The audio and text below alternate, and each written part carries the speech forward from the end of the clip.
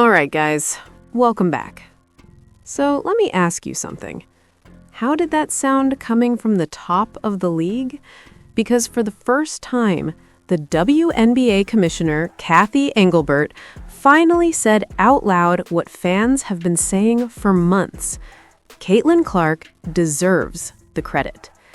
For the longest time, it felt like everyone around the league was doing everything possible to avoid saying her name. We heard comments from different players, people connected to the WNBPA, analysts dancing around the topic, acting like the massive surge in attention just magically happened. But fans know better. The arena selling out, the record TV ratings, the non-stop media coverage, that didn't appear out of thin air. A huge part of that momentum started with what Caitlin Clark built during her historic run at Iowa and carried straight into the WNBA. And now, finally, the commissioner acknowledged it. She didn't call Clark just a needle mover. She essentially admitted she's the center of the moment, the player bringing new eyes, new fans, and a completely different level of attention to the league. And let's be honest, that admission didn't just happen randomly. Hell no, it didn't. There's been growing pressure. Big voices like Pat McAfee and others kept asking the obvious question: why is the league so hesitant to recognize the impact everyone can clearly see? Well, now the conversation is finally happening, and the reality is out in the open. Poop. Yeah, Commish, so obviously everyone's excited that this is done, but it kind of feels like now is where the real work starts. How confident are you that the league can create new stars? Because I'm an Iowa alum. I watched all of Caitlin Clark's games, while she was in school there. And then you're just naturally kind of curious when she gets to the fever. And you guys definitely did catch, lightning in a bottle with her. And obviously it wasn't just her, but the WNBA was, kind of appointment television for a while there. So how confident is the league that you guys will be able to continue to kind of get these not only college players that are coming up, but current players in the league and establishing them as household stars? Yeah, and you bring up the point that I always say, you need household names, you need games of consequence, and that's usually, because our season's shorter, now we'll be able to play up to 52 games over the life of this agreement. When I came in, I think we were playing 32, so you need that, and you need those stars, and Caitlin, without question, has been a huge part of the growth of our league, and she's not only an incredible player but a great ambassador for the game. You've seen her she's done some work with the NBA on NBC this year, and couldn't be prouder how she's handling the moment for her, because a lot of pressure on her. But as you said, there's a lot more stars. I mean, this year our draft is actually 12 days away. And we have AZ Fudd from UConn. Oh, yeah. We have Olivia Miles from TCU, Flaugier from LSU, Lauren Betts from UCLA, who's in the Final Four. We actually have two players from outside the U.S., and so we're becoming a more global player population as well, just like the NBA has done over the years, and we're catching up. I think when I came in the league, we were 8% players born outside the United States, and last year we were 23% or something like that. So we're growing our global game too. So and we need to invest there as well. But it's going to be a great draft. I think there's going to be a lot. You think next year you have Hannah Hidalgo, you have Juju, depending on, she's redshirted this year, obviously, because of the injury, Juju Watkins, and you have so many other great players, Kiki Rice at UCLA, that are going to be coming in. And I think I don't get to see a lot of the U18, but I'm told, Cathy, wait till you see these U18 players, these under 18 players. They're going to be the next Caitlins, the next Jujus, the next Aaliyah Bostons and Asia Wilson. So I'm excited. I think our broadcast partners saw the future even before, as we were negotiating, even before Caitlin was in the league. They saw the future of all this great talent coming in. Again, not just from college, but also internationally. Yeah, they also saw that you're... All right, guys, let's talk about this for a second, because I keep hearing the same line over and over again. People saying, well, obviously it wasn't just Caitlin Clark. No, stop.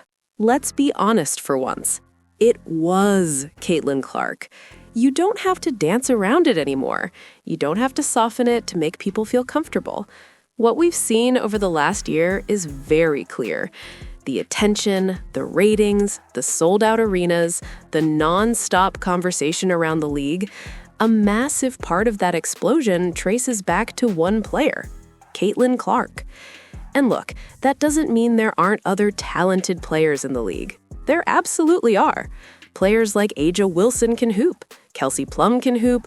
There's a lot of great talent in the WNBA. But being talented and being the face of the league are two very different things. What people were frustrated about early on was how poorly the league handled the moment. The WNBA had a once-in-a-generation wave of attention coming from what Caitlin Clark built at Iowa, and the league simply wasn't prepared. The officiating was a mess at times. Games looked overly physical. Fans were watching what felt like prison ball levels of contact with very little control from referees. For a league trying to welcome millions of new viewers, that wasn't a great first impression. And the pressure on Clark herself? That was real too. The spotlight, the criticism, the jealousy, the constant debates, all of it landed on a rookie's shoulders. Yet despite that, she kept showing up, kept performing, and kept drawing attention to the league every single night. But now it feels like something is shifting. When WNBA Commissioner Cathy Engelbert finally acknowledged Clark's impact, it felt like the league was starting to face reality. Maybe it didn't taste great to say it publicly, but the truth is the truth. Caitlin Clark changed the trajectory of this league. People who never watched WNBA games before are watching now. Casual sports fans are paying attention.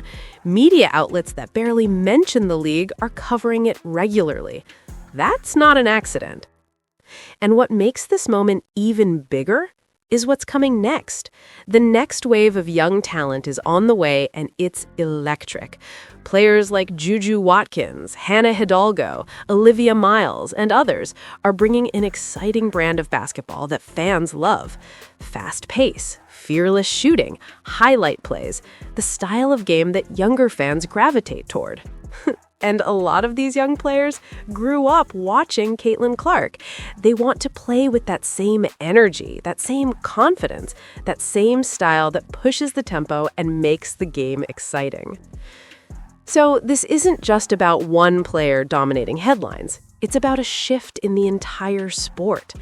Clark became the spark, and now a whole generation of talent is ready to build on that momentum. And the numbers back it up.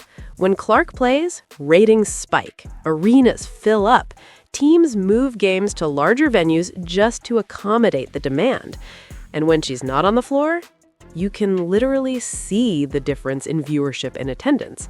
That's the definition of impact.